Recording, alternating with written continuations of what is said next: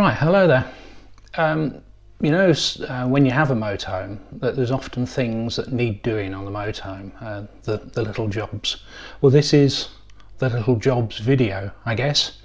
When we were away, we had a problem with the satellite, you may remember, and I ended up running a temporary lead into the motorhome. And this is one of the jobs I said I'd do when I get back. So let me just run this video and I'll talk you through it.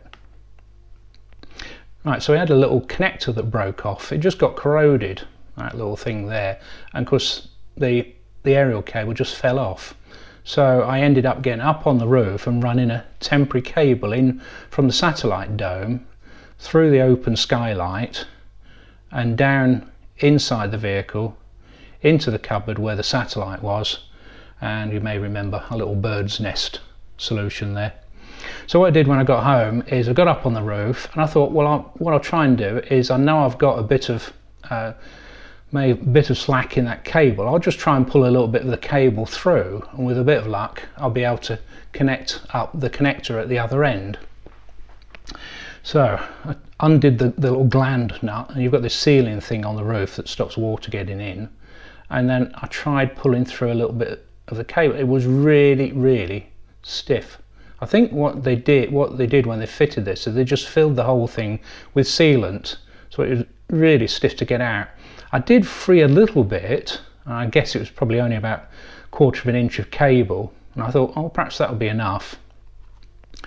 And so I sort of pushed it along the it's in this trunking on the roof you can take off, so I pushed it through at about 1/4 of an inch, and then I thought, well, if I just lay it down, maybe I've got enough slack at the other end to put a connector on and connect it up. Well, put my connector on, screwed that onto the cable, and you can guess what happened next. Is, of course, try as I might, I still couldn't get enough slack on the cable to connect it up to the satellite dome. I think I spent ages trying to screw the connector in. It wouldn't go, screw just wouldn't catch. Yep, no, it still won't go. So I thought, well, no, it still won't pull through, couldn't get enough cable through. So I had a brainwave, I think it was a brainwave anyway. So I put an ordinary aerial connector onto the end of the cable, and there's an adapter that converts it from an ordinary aerial type connector to these BNC screw-on connectors. And that allowed me to screw on the connector first. I could screw that in, and then I could just plug the aerial in. Of course, the problem then, of course, is that it was not very secure. So what I had to do then, of course, is to connect it up. So put everything back together, put the trunking back in, screw on the little gland nut, use a little bit of Sikaflex to seal the joint, just in case any water was going to get in there. Put some round there, smooth it in. Yeah, it was a messy job. I'm just forcing it into the joint, making sure I got enough in there. And then, of course, at the time it was raining, so I had to try and dry everything off once it stopped raining. And then what I thought I'd do is I put a bit of self-amalgamating tape in there. And right at this moment, my battery ran out, so I couldn't show you fitting the self-amalgamating tape, but that's what I used anyway.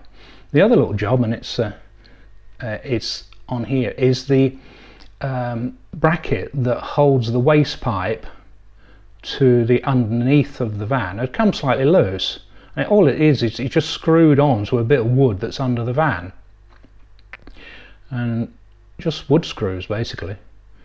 It's not a very thick piece of wood, a bit like plywood really. I suppose it's treated plywood, and it sort of left some holes. You can see where it sort of pulled at the screws, and that's why the screws come loose. I guess it got knocked at some stage. So what I did is I made the holes a little bit bigger. I thought, well, I've got 4 holes there, I might as well make 4 more. So I just drilled into there, just being careful not to go too far. And I thought, well, might as well use some roll plugs, you know, the roll plugs that you use on plasterboard.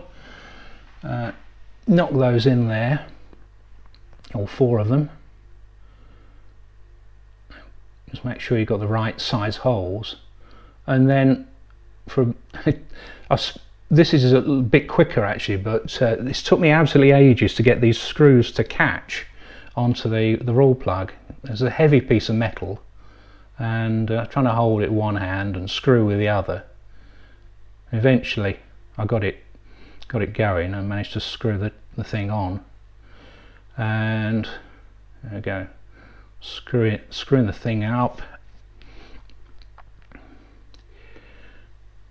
and I was getting dust in my eyes as well at the same time. And then I think I tightened it up afterwards with a posi drive screwdriver just to make sure it was tight. And I think what I will do is I will seal that again with a bit of sealant around the screws and around the actual bracket, just to make sure there's no more water going to get in there. But it actually was quite, I sort of surprised myself really, it's actually quite secure once I screwed it up fully. Probably certainly more secure than it was just on those wood screws hanging in there. Whew, yeah. So that's it, that's the little jobs that I had to do. I've got a few more little jobs to do, but they're the sort of the normal ones. And I will be cleaning the toilet out and giving that a good rinse, so might come along for that adventure. It's that sort of time of year when you're going to find little things that needed to be done during the summer. So I'm just going to work my way through some of those jobs. And I've got a few other sort of beginner type videos planned. So if you'd like to see those, remember to subscribe if you haven't already. Hit that notifications icon and give us a thumbs up. And we'll catch up with you very soon. See you then.